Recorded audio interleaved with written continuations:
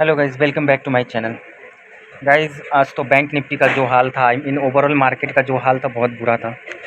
जिसने भी आज अपसाइड के लिए प्लान किया होगा उसका तो पूरा हालत ख़राब हुआ रहेगा आज, क्योंकि आज बैंक निफ्टी 50 और मिड कैप सेंसेक्स ये सब ऑलमोस्ट 1.5-2% एक टाइम पे गिरे हुए थे, लेकिन अंत में थोड़ा मार्केट ने रिकवरी दिखाया और वहाँ पर थोड़ा रिकवरी हमें देखने को मिला। तो गाइज़, आज ऐसा क्यों हुआ कि मार्केट इतना एक टाइप का क्रैश ही समझ लो, क्योंकि बैंक निफ्टी एक टाइम पे आप देखोगे तो 2-2:30 बजे के आसपास देखोगे तो 1100-1200 पॉइंट गिरा हुआ था, लेकिन उसके बाद बैंक निफ्टी थोड़ा सा ऊपर नीचे सपोर्ट लिया और वहाँ से थोड़ा हमें रिकवरी देखने को मिली। तो गाइज़, ऐसा क्यों हो रहा है कि मार्केट में इतना वोलेटिलिटी बढ़ते जा रही है? क्योंकि गाइज़, कल भी मैंने बताया था और मैंने अपने पिछले वीडियोज़ में भी बताया हुआ है कि मार्केट का जो अभी बिहेवियर है बहुत ही ज़्यादा वोलेटाइल है। मार्केट कभी भी उड़ जा रहा है और कभी भी इतना नीचे गिर जा रहा है कि मतलब जिसको जहाँ नॉर्मल लॉस होना चाहिए वहाँ वो पूरा अपना कैपिटल गवा बैठ रहा है।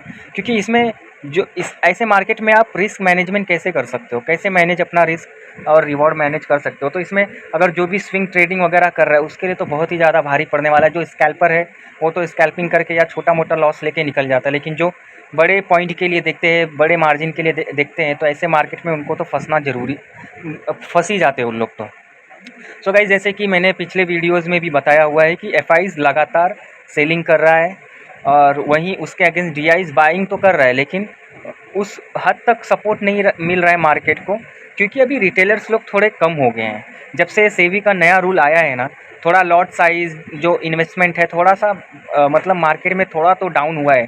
जो भी सेबी ने नया रूल बनाया है, लॉट साइज़ बढ़ाया है, जो भी है, उसके वजह से हमें थोड़ा तो मार्केट में थोड़ा वोलेटिलिटी कम होते हुए दिख रही है। लेकिन रिटेलर्स और एफआई जो बेच रहे हैं अचानक से, उसके वजह से बहुत ही ज़्यादा इम्पैक्ट गिर रहा है मार्केट के ऊपर। डीआई संभाल तो रही है, लेकिन कब तक डीआईज अकेले संभालेगी मार्केट को?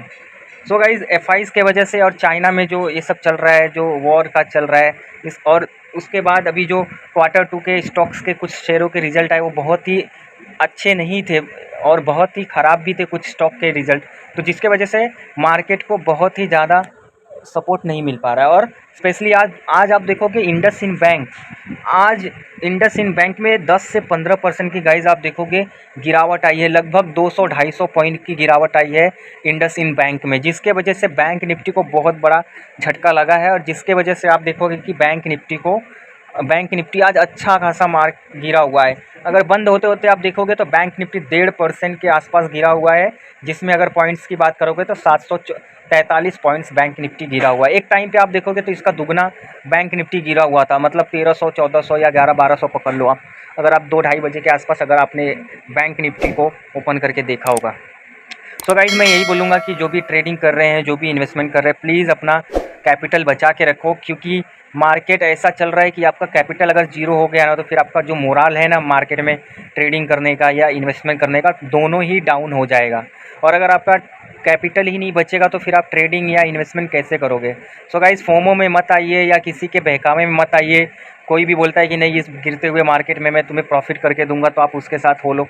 नहीं गाइज, प्लीज़ अपना दिमाग यूज़ करिए और अपना कैपिटल बचा के रखिए, मार्केट को थोड़ा स्टेबल होने दीजिए, उसके बाद आप इन्वेस्टमेंट और ट्रेडिंग करने की शुरुआत कीजिए। सो गाइज, जैसे कि आज का हम एनालिसिस करते हैं तो आप देखोगे कि आज जैसे कि कल मैंने एक आपको सपोर्ट एंड रेजिस्टेंस का राउंड नंबर बताया था और ये राउंड नंबर है गाइज 51,500।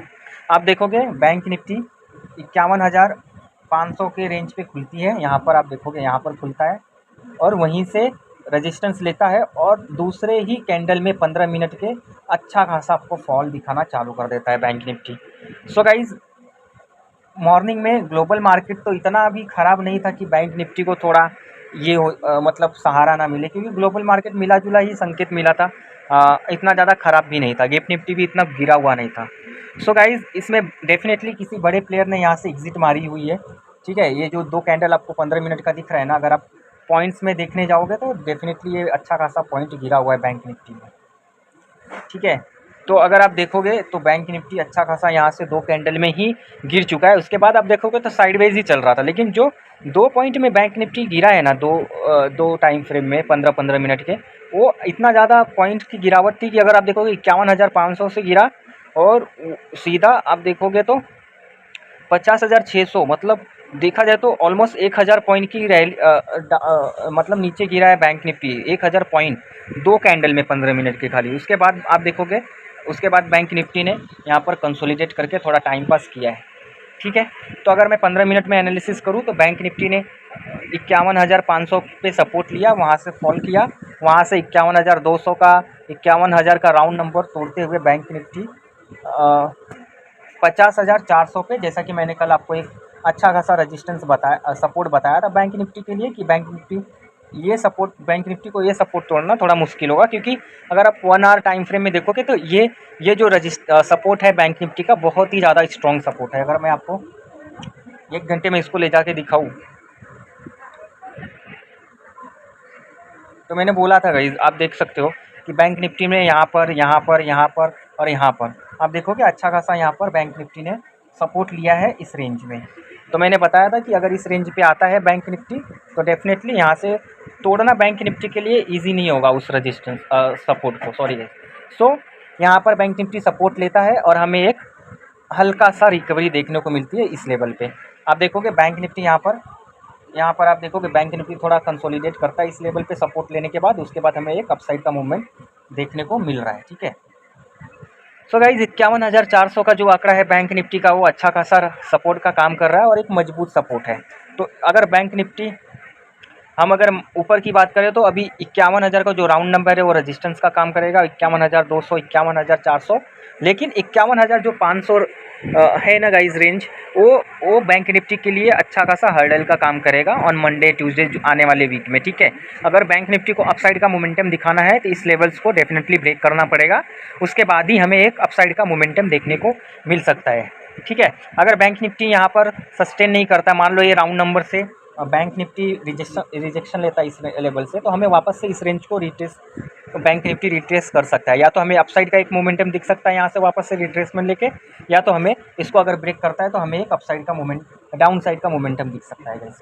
तो पॉसिबिलिटी गाइज मैं बोल सकता हूँ दोनों है, क्योंकि आज मार्केट इतना गिरा हुआ है तो डेफिनेटली जो बायर्स हैं वापस से एक्टिव होना जरूर चाहेंगे, क्योंकि इसके नीचे आज तो अच्छा खासा बायर्स लोग का स्टॉप लॉस हिट हो गया रहेगा, क्योंकि अच्छे खासे जो पोजिशनल ट्रेडर भी होंगे उनके भी आज मतलब उनका जो एसएल होगा कट गया होगा, क्योंकि अच्छा खासा बैंक निफ्टी फॉल करा है।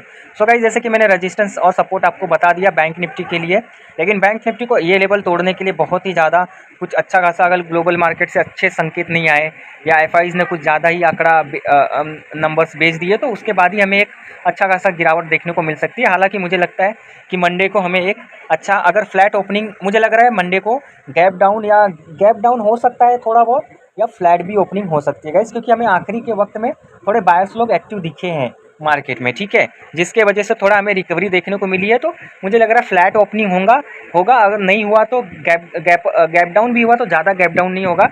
अगर इस लेवल पे वापस से आता है 51,400 पे तो वापस से हमें एक अपसाइड का मोमेंटम देखने को मिल सकता है गाइस मैं यही बोलूँगा कि आप प्लीज़ अपना कैपिटल बचा के रखिए, क्योंकि कैपिटल बहुत इंपॉर्टेंट है।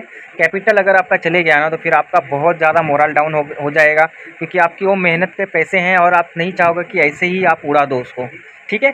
तो अब मैं बोलूँगा कि मार्केट आपको डेफिनेटली और भी अच्छे चांसेस अपॉर्चुनिटीज़ देगी, उसके लिए आपको थोड़ा वेट करना पड़ेगा। रातों रात आप अमीर नहीं बन जाओगे या एक ही दिन में अमीर नहीं बन जाओगे, you have to wait for the good opportunities. तो एक बार अपॉर्चुनिटी दिखे तो उसके बाद ही आप ट्रेड में इंटर कीजिए, आप अपने अपॉर्चुनिटी का फ़ायदा उठाइए, ठीक है। So guys thank you for watching this video. Guys please आपसे रिक्वेस्ट है कि मेरे चैनल को सब्सक्राइब कीजिए, ताकि मैं ऐसे ही आप लोगों को अवेयर कराते रहूँ मार्केट के बिहेवियर के बारे में, और ऐसे ही इंपॉर्टेंस लेवल आपको आगे भी बताते रहूँ गाइज़। प्लीज़ आप मेरे चैनल को सब्सक्राइब करिएगा guys. Thank you so much.